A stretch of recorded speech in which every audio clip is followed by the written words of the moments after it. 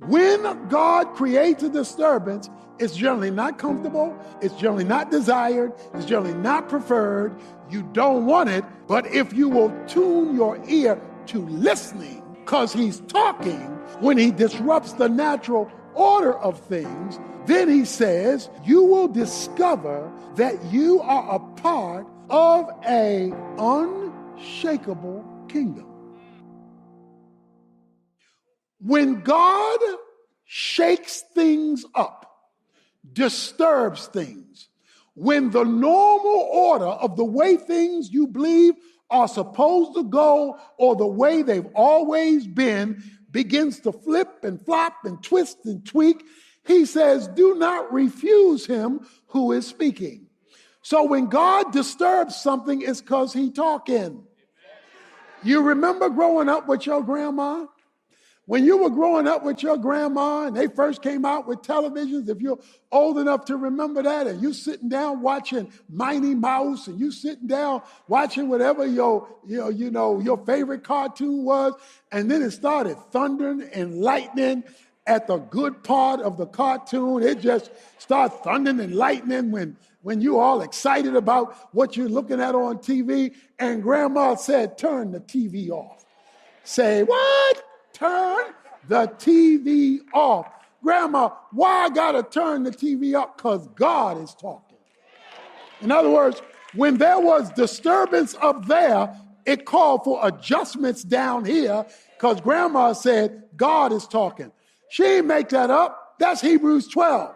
It says when God shakes, the natural disturbance of a thing is because he wants you to pay close attention because he has something to say and he knows you won't listen unless he mess stuff up, flip stuff up, change stuff up.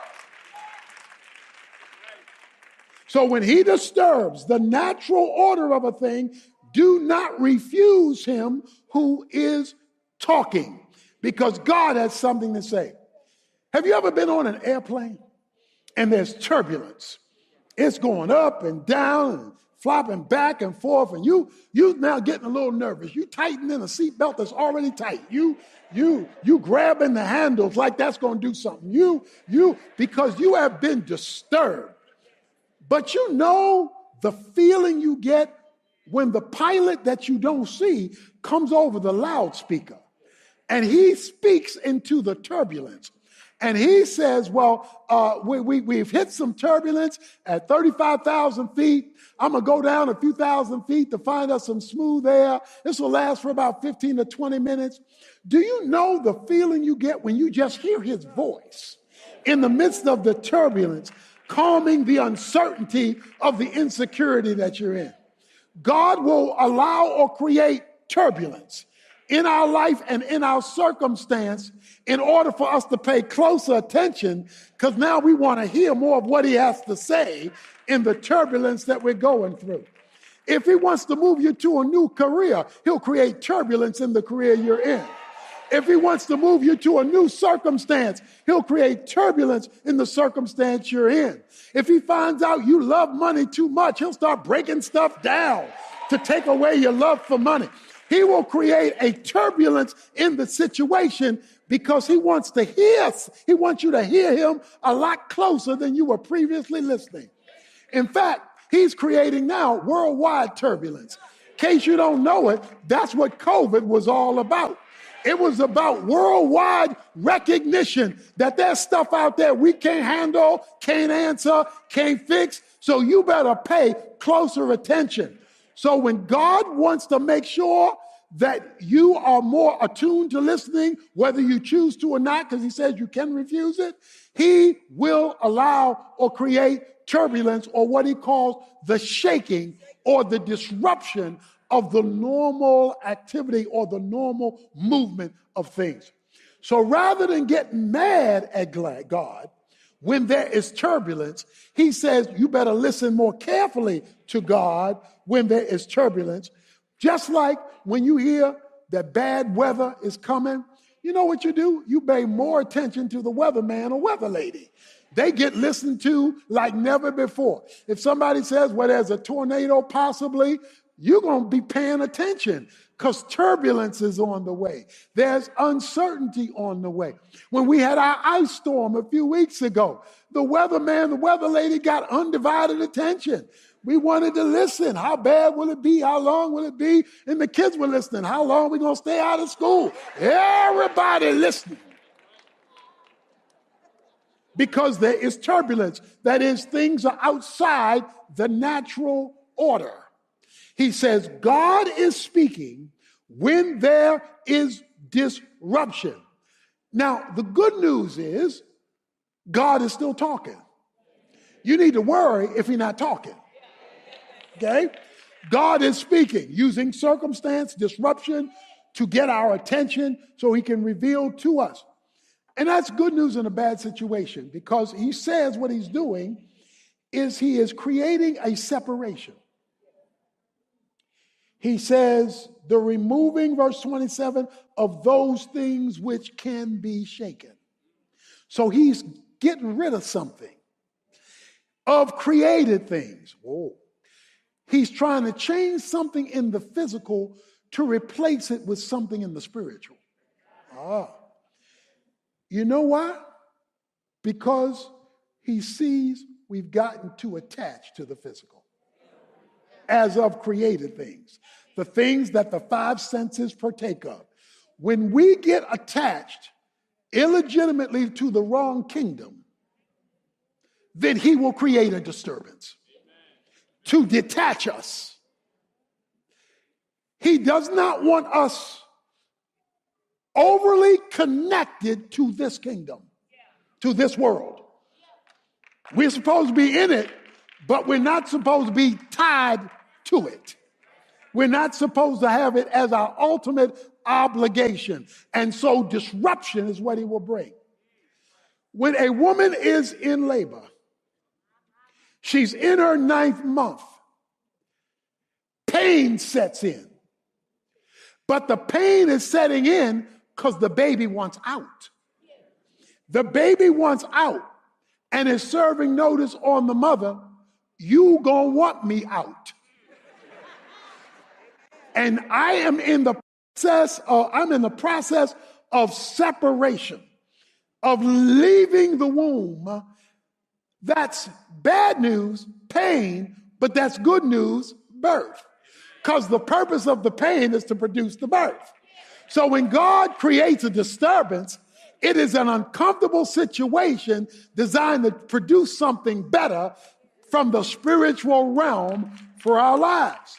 So he is saying, when you throw up, your stomach is upset, it's upset. But, throwing up, as nasty as it is, you generally feel better after you vomit.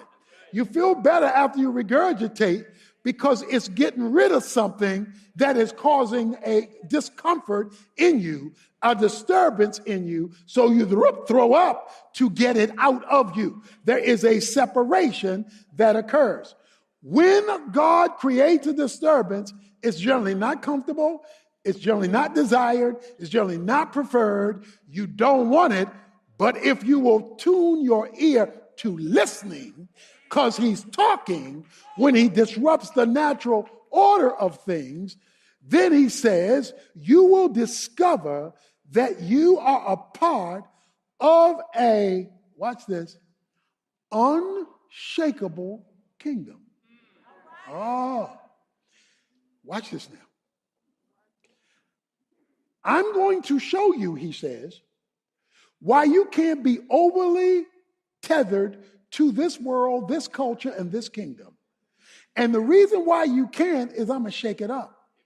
And I'm going to show you, if you put all your eggs in this basket, you're going to be shook up too, because you're attached. If there's an earthquake on the ground, folks in the plane aren't shaking because they're not attached.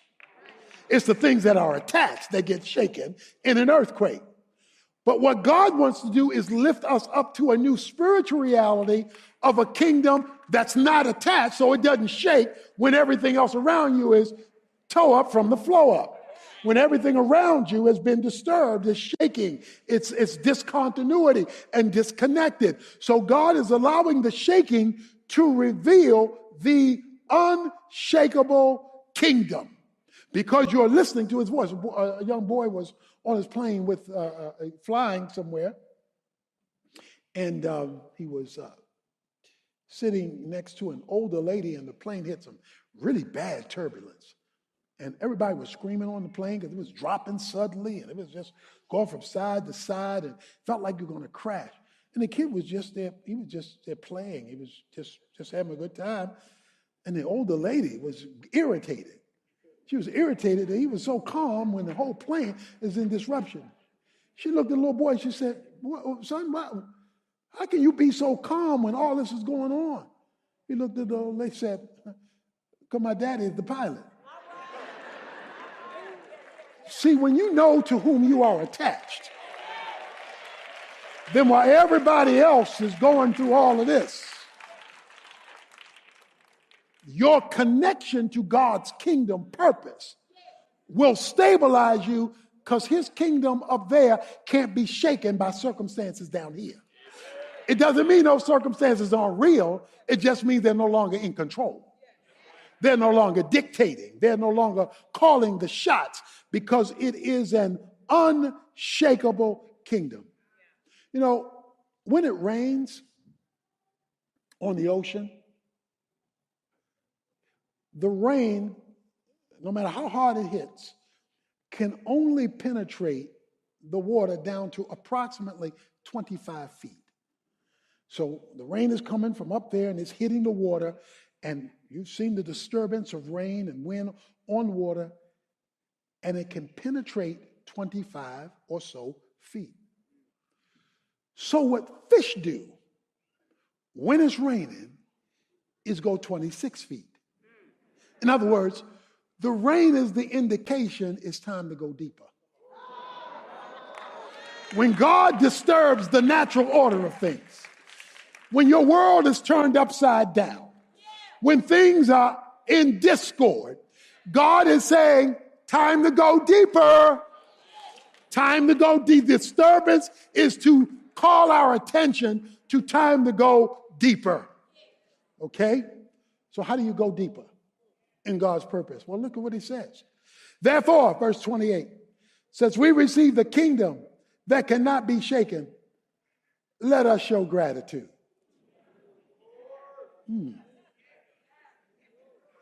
I want you to be thankful. Now, the tendency when our world is shaken is to complain.